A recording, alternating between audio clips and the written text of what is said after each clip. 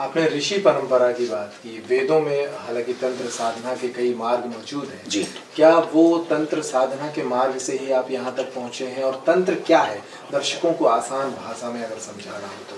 तंत्र एक अलग विषय है, मंत्र एक अलग विषय है जी, यंत्र एक अलग विषय है, सिद्धि एक अलग विषय है। बागेश्वर धाम पर सिद्धि चल रही है। बागेश्वर धाम से जो सिद्धि प्राप्त हुई है, उस सिद्धि से यहाँ कृपा चल रही है। उस सिद्धि के अनुसार, उसके मार्गदर्शन अनुसार यहाँ पर लोगों को लाभ मिल रहा है। जो तंत्र है, तंत्र काम करता है तंतु से, अर्थात मन की भावनाओं को प्रकट करके अमुक देवी इष्ट को सिद्ध करना, उसकी कृपा प्राप्त करना, पर उनसे प्रार्थना करके आए हुए साधक, आए हुए रोगी, आए हुए व्यक्ति के लिए प्रार्थना करना, तो वो इष्ट अपनी कृपा से, अपने विशेष एनर्जी के द्वारा उस व्यक्ति को ठीक करवा देता है, अथवा उसे प्रत्येक कार्य में सफलता का आशीर्वाद मिल जाता है। जी, यह है तंत्र। जी।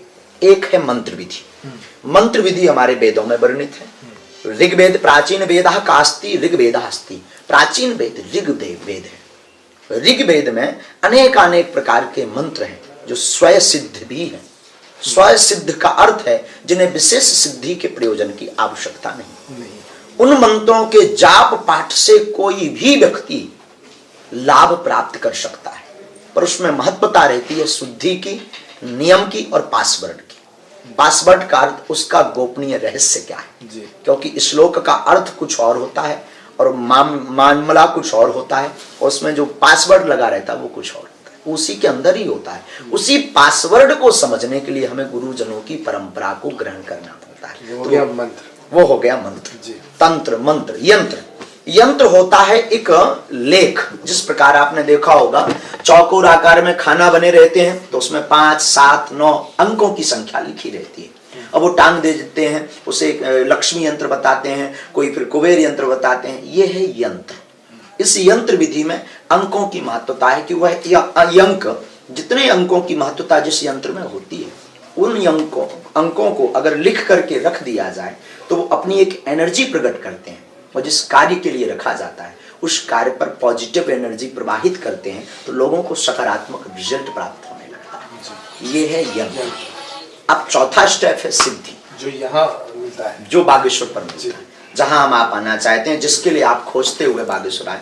आपने कहा 2 घंटे इंतजार करना पड़ा। ये यहाँ कर कहा जाए तो परंपरा में ही अब चल रहा है।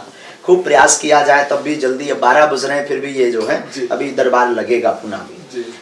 तो सिद्धि होती है परंपरानु अंतर्गत एक विशेष इष्ट की कृपा द्वारा एक वंश के, जिस प्रकार आदि काल में राजसी परंपरा हुआ करती थी राजगद्दी की, उसी प्रकार सिद्धि की महिमा भी होती है। किसी विशेष व्यक्ति को विशेष साधना करने पर अमुक देव की सिद्धि प्राप्त होने से वो जो मन में विचार करेगा, सामने वाला वही एक्टिविटीज करेगा, और सामने वाले के ऊपर वैसे ही प्रभाव पड़ेगा, और उसी प्रभाव के अनुसार उसे जो है उसके लक्षण, उसका सुप्रभाव अथवा उसका दुष्प्रभाव अमुक व्यक्ति को प्राप्त होगा। तो जो सदुपयोग कर लेता है उसे भगवत कृपा लोग मानते हैं, और जो दुरुपयोग करता है उसको राक्षस व्यक्ति